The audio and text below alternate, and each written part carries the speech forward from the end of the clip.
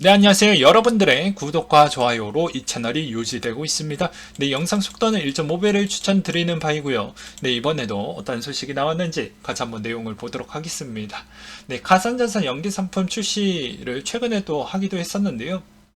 특히나 골드만삭스 같은 경우에는 이더리움을 기초 자산으로 하는 파생 상품 거래를 또 시작을 하기도 했었고, 거기에서도 차액 결제 선물화는 원금의 교환 없이 계약 시 선물 환율의 만기 시 현물 환율의 차익만으로 현금을 정산하는 계약도 있었고요.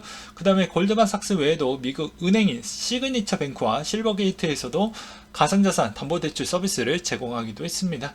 JP모건 같은 경우에는 고액 자산가도 투자할 수 있을 만한 펀드 상품을 출시를 하기도 했었고요. 그리고 스테이블코인의 활용 확대 부분은 뭐 크게 보면 호주와 미국이 있다라고 볼 수가 있게 되겠는데, 호주 달러의 연동 스테이블코인을 자체 발행하고 이를 활용한 새로운 결제 서비스를 제공할 예정을 갖고 있다고 합니다. 그래서 뭐 이걸 이용을 해서 탄소 거래와 서비스 징수와 NFT 구매할 수 있을 정도로 지원을 해주겠다라는 내용이 좀 있었고요. 그 다음으로 뭐 미국의 USDF의 컨소시엄을 좀 하겠다라고 하는데요.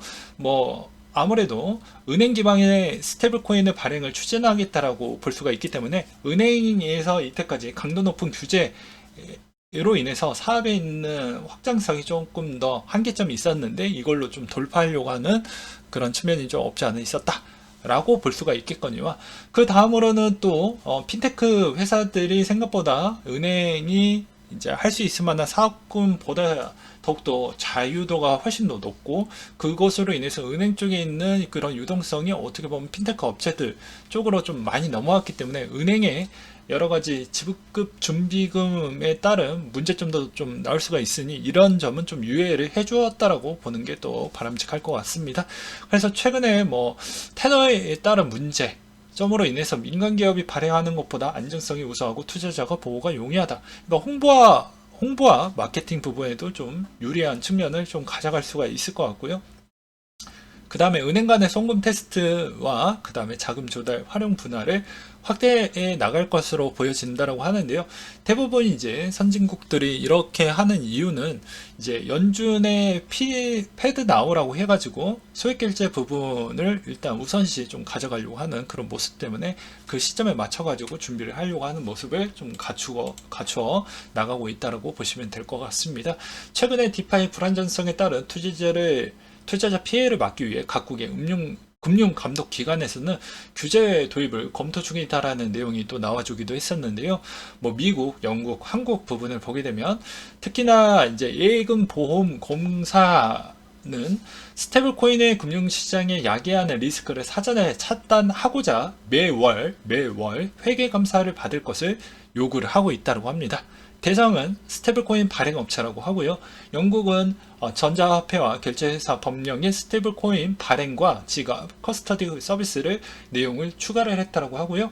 그리고 금융감독청도 올해 하반기에 스테이블코인 중점의 가상자산 규칙을 제정할 계획을 갖고 있다고 합니다.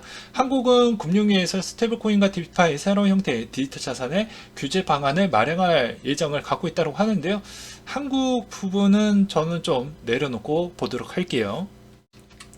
그 다음으로 아르헨티나 쪽에 나왔던 내용인데요. 물가가 미쳤습니다. 인플레이션이 60% 이상 고공행진을 보여주고 있고요.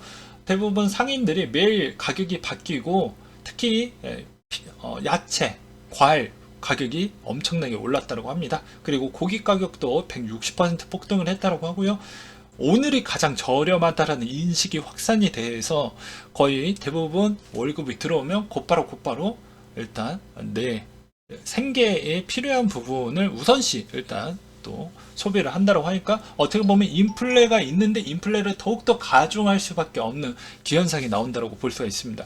그러니 연준도 이런 사태가 나오지 않겠고, 어떻게 해서든 좀 시장에 충격이 있더라도 계속 억눌러서 뭐 어떻게 해서든 디플레까지 빨리 넘어가려고 하는 거 아니겠냐 라고 생각이 들고요. 대부분 이제 아르헨티나는 만약에 부부라고 하면 월급의 전체 월세 부분이 한 명은 다 내고, 하나 갖다가 뭐 이제 뭐 이런 생계 부분을 좀 처리를 한다고 하니까, 이런 좀 더 알고 계시면 좀 도움이 될 것 같고요. 비슷한 나라들은 아마 저런 형태로 보여질 것으로 생각을 하고 있습니다. 글로벌 펀드 7개국 증시 순매도가 약 52조 원 정도가 된다고 하는데요. 국내 장은 여전히 돌아오지 못할 것으로 보여집니다. 왜냐하면 7월 달에 있는 FOMC가 7월 마지막 주에 있기 때문에 어떻게 보면은 그 금리 인상 적용 때까지는 돌아오지 못할 것으로 저는 생각이 들고요. 국내 같은 경우에도 이제 가장 큰 손이 국민연금 공단에서도 야 우리가 사줄 생각은 전혀 없어. 차라리 더 저렴하고 더 튼튼한 미국장에서 나는 들어갈래 라고 하다 보니까 어떻게 보면은 지금의 큰 손들이 좀 누군가는 사줘야 되는데 사줄 만한 사람이 없다 보니까 국내장이 생각보다 많은 하락폭을 보여준 게 아니겠냐라는 생각도 들기도 했습니다. 그래서 블룸버그는 자본 유출이 이제 시작됐다라고 이야기를 하지만 너무 과장됐다라고 저는 좀 표현을 드리고 싶고요. 웬만하면 여름에서 또는 늦어진다라고 해도 여름에서 가을 넘어가기 직전 때는 뭐 코인이 됐던 주식시장이 됐던 간에 상당히 저렴한 매수대라고 저는 생각이 들어서 이번에 또 매수를 했는데 단기적으로 좀 올라오고 있는 실정을 보여주고 있죠. 그 다음에 코인 대출업체 볼드도 인출 중단 사태를 보여주고 있다고 합니다. 모라토리엄이 예고가 된다 라고 하는데 시장이 그렇게 또 충격을 또 주지는 않고 있는 실정입니다. 그 다음에 중국인 C검명의 정보 해킹이 나왔다라는 주장이 또 나왔는데요. 해커들에 따른 또 그런 주장은 뭐 이렇게 딜을 쳤다라고 합니다. 10비트를 주면 우리가 그거 없는 형태로 해줄게. 근데 중국 외교부 입장은 야 그런 소식 뭐 들은 거 없는데 그리고 그거는 맞는 이야기가 아닌 것 같아 라는 이야기가 또 나왔다라고 합니다. 근데 자꾸 이렇게 거래가 되는 형태가 또 좋은 방향이 아니기 때문에 저는 조금은 좀 불편하다고 볼 수가 있겠고요. 그 다음에 24년 만에 6%대 물가 이상이 뭐 국내에 좀 그렇게 보여질 것 같다. 그래서 최근에 이제 금융 쪽의 당국자들이 지금 금리에 따른 고민이 엄청나게 많이 되는 것 같습니다. 왜냐하면 대출 금리도 많이 올라가고 있고 그래서 생각보다 쉽지가 않을 것 같다. 그래서 이제 약간의 또 뭐 대책 방안으로 10월 달에 이제 채무조정위원회 부분을 또 정책적으로 내놓았던 이유도 뭐 그런 거라고 볼 수가 있게 되겠는데요. 아무래도 여름 때에 나왔던 그 영향성이 코로나를 해제했던 그 순간 때까지 아마 영향을 끼칠 수밖에 없기 때문에 국내도 물가가 한동안 꺾이기에는 어렵지 않을까 싶습니다. 요새 보면 콘서트에 사람이 꽉 찼어요. 그런 것만 보아도 알 수가 있겠죠. 그 다음에 메타가 여전히 블록체인 시장에 관심 많고 메타버스에 일단 올인할 생각을 갖고 있다고 합니다. 그래서 이제 메타의 가상자산 지갑 노비의 서비스를 일단 종료를 한다고 해서 9월 1일자에 서비스를 종료한다고 했는데요. 이건 별로 우리한테는 좋지는 않겠지만 그래도 저는 선택과 집중으로 저는 본다라고 생각을 하고 있습니다. 오히려 메타버스에 따른 생태계를 먼저 구축을 해 놓아야 거기서 잘 돌아가야지 이제 세컨더리로 뭐 지갑을 내놓든 뭐 코인을 내놓든 그게 이제 잘 돌아갈 수가 있기 때문에 아무래도 이거는 뭐 현명한 선택이라고 볼 수가 있겠죠. 그래서 저도 약간의 메타가 좀 잘 되길 바라겠고요. 그 다음에 블룸버그가 애틀랜타 연운의 GDP 나우 모델은 코로나19 경제 패턴이 달라지면서 신뢰도가 떨어졌다라고 나와주기도 했습니다. 경기 침체가 발생을 한다면 내년이란 전망이 월가에서는 무세하다라고 나와주고 있는데요. 지금 대충 뭐 여러 가지 데이터를 조금씩만 보면 벌써 침체가 오고 있는 거 아니냐라고 계속 기사가 나오고 있는데 모든 지표가 후행 지표이기 때문에 아무래도 올해는 후행 지표의 근거 기반으로 본다고 하면 침체라고 보기에는 좀 어렵지 않겠냐라고 보는 게 연준의 메시지와 거의 비슷하게 나올 것 같습니다. 근데 실제 체감은 오히려 아마 겨울 정도 때가 침체 구간으로 본격적으로 들어간다고 볼 수가 있게 되겠고요. 아무래도 또 반대로 생각을 하면 4분기 때 좋은 소식들이 꽤 많이 나올 것으로 보여지기 때문에 침체 이야기에 따른 메시지보다는 다른 내용에 따른 호재 강도가 더 높고 반등에 따른 메시지도 사람들이 매우 갈구하고 있기 때문에 한 방에 급등이 나올 수 있을 만한 부분은 4분기 정도로 저는 보고 있다. 그래서 겨울 시즌은 누군가는 별로 좋지 않게 보고 있지만 그래도 반반 정도 50대 50은 러시아에 있는 이슈가 어떻게 흘러가는 거를 제외한다라고 하면 무조건 4분기 부분은 괜찮게 보고 있는 실정입니다. 그건 뭐 중국에 따른 그런 어차피 시 주석의 3연임이 끝난다라고 하면 그 뒤부터는 추가적인 부양책이 무조건 나올 수밖에 없는 형태이기 때문입니다. 그리고 뭐 미국의 중간 선거도 마찬가지고요. 그래서 아무래도 이제 선거가 끝나면 본인들에 따른 뭐 그런 성향과 정책을 더욱더 강력하게 이제 드라이브를 걸 것으로 보는 기대감이 분명히 나올 것으로 보여지기 때문에 그런 측면으로 기술적으로 반등 나올 수가 있다. 그래서 주식이나 코인도 마찬가지로 저는 생각을 하고 있습니다. 그 다음에 러시아 우크라이나 루안 스크주 완전 차지했다. 라고 나와주고 있는데요. 이건 CNN 보도에서 나왔던 내용입니다. 근데 이게 좀 알아보니까 이게 정말이냐? 정말이 뭐 내용이 아니다. 뭐 이렇게 이제 그 뭐 긍정과 부정론이 좀 많이 갈리고 있는 실정인데요. 저는 그냥 중립 기어를 좀 박으려고 합니다. 아무래도 러시아 입장에서도 진짜 많이 장기전을 간다라고 해도 뭐 내년까지가 끝이지 않겠냐라고 생각을 하고요. 뭐 웬만하면 올해 안에 끝내는 게 본인들의 입장에서도 낫지 않을까라는 생각도 들기도 하기 때문입니다. 그래서 이제 웬만하면은 그렇게 가면 이제 시장에서도 좋을 것이고요. 코인 쪽에서도 여러 가지 문제점도 좀 해결이 될 수 있을 만한 측면이 되기 때문에, 왜냐면 코인도 못 가는 이유가 결과론적으로는 금리의 올라가는 속도 때문에 대출 레버리지를 활용을 잘 못하다 보니까 금융시장이 생각보다 위축되는 건 사실이지 않습니까? 그래서 빨리빨리 좀 끝나 주었으면 좋겠다라는 좀 생각이 들었고요. 그 다음으로 중앙아프리카 공화국이 국가암호화폐 상고 코인을 출시를 했다고 합니다. 뭐 아무래도 뭐 아프리카 쪽도 이제 자국의 통화 부분 대비보다는 대체적인 코인을 이제 화폐적으로도 활용을 할 수도 있겠지만 대체적인 자산의 역할로도 뭐 활용을 할 수가 있기 때문에 그런 명목상 출시를 했다라고 저는 생각이 들고요. 그 다음으로 제드형이 이제 남은 물량이 8,100만 개밖에 안 남았다고 합니다. 긍정적인 소식이겠죠. 그리고 비트코인 채굴자들은 6월 초에 다시 축적을 시작을 하고 있다고 하는데 어느 정도 물량을 이제 고정비를 털어내야 되기 때문에, 왜냐면 요새 인건비 올랐죠, 물가 올랐죠, 에너지 가격도 올랐기 때문에 여러 가지 측면, 그리고 이제 뭐 어떻게 보면 또 상장된 회사들은 현금의 흐름도가 안 좋으면 또 패닉셀이 나올 수가 있기 때문에 어느 정도는 그 구간대 미리 또 코인을 좀 팔아 제꼈기 때문에 지금의 이제 또 나온 물량은 한동안은 없을 것 같다. 그래서 축적이 되는 기간이 좀 도래한 것 같다. 라는 이야기가 또 나와주고 있습니다. 싱가포르 통화청이 개인 투자자 암호화폐 투자 제한을 검토하고 있다고 하는데 그냥 문의만 검토할 뿐이라고 저는 생각이 들어요.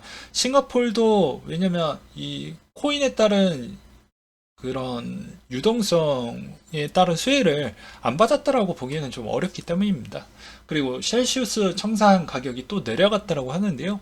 요새 대출에 대해서 6만 4천만 달러 추가 상환을 했다라고 하는데 자금은 어디에서 나왔는지 매우 궁금해지기는 하지만 아무래도 시장이 최근에 좀 안정세를 좀 찾아가는 모습을 가져가고 있다고 볼 수가 있게 되겠습니다. 일단 첫 번째 이유는 채굴회사들이 이제 어느 정도 고정비를 제외하고 팔았다라는 것과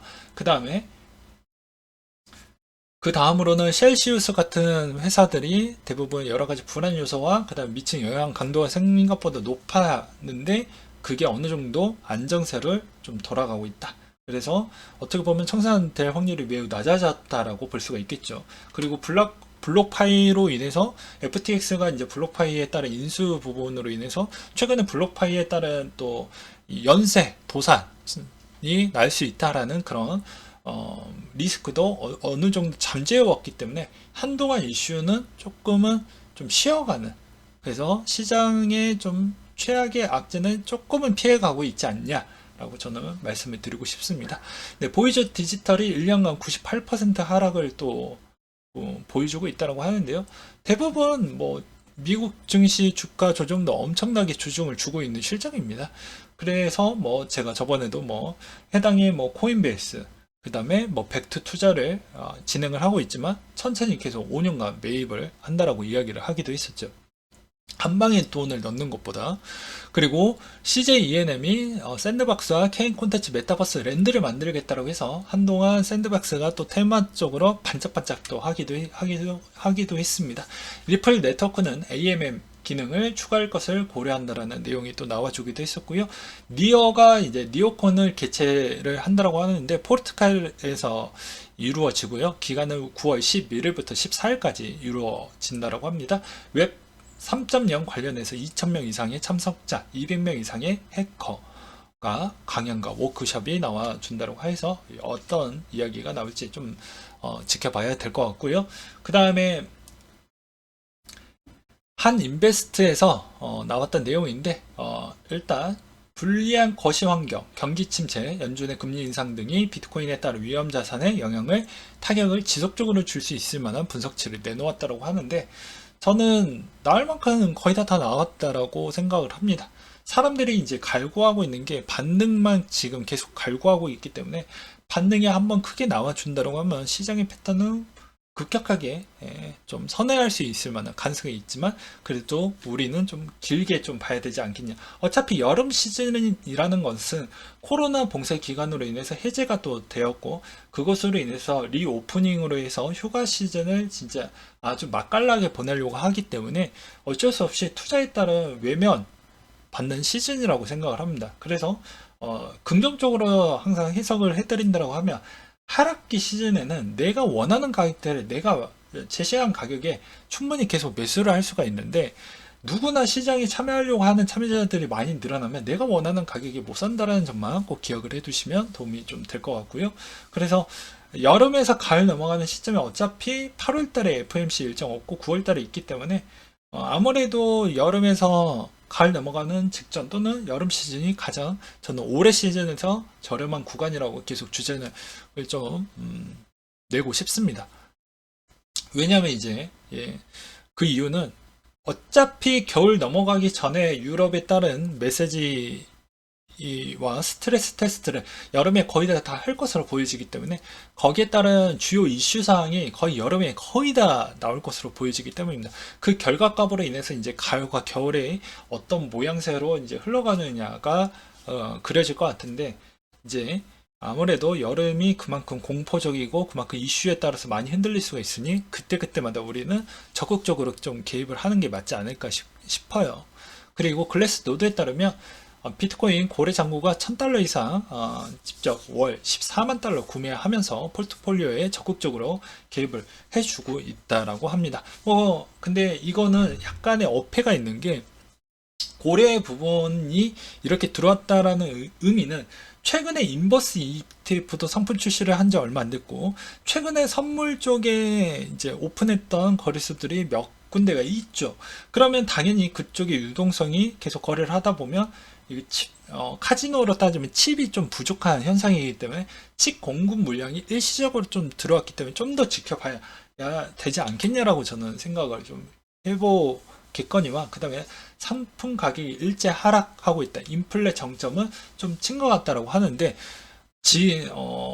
저도 곡물가보다는 에너지 부분이 이제 좀 더 중심적으로 바라볼 필요성이 있을 것 같습니다. 왜 그러냐면 최근의 분위기를 보게 되면 신흥국이나 나머지 국가들도 지금의 인플레로 인해서 걱정이 돼서 사재기가 좀 나왔고 특히나 곡물 가격은 뭐 내년에는 더 올라갈 것이다라는 전망치를 전문가들도 꽤 많이 내놓기도 했었는데요.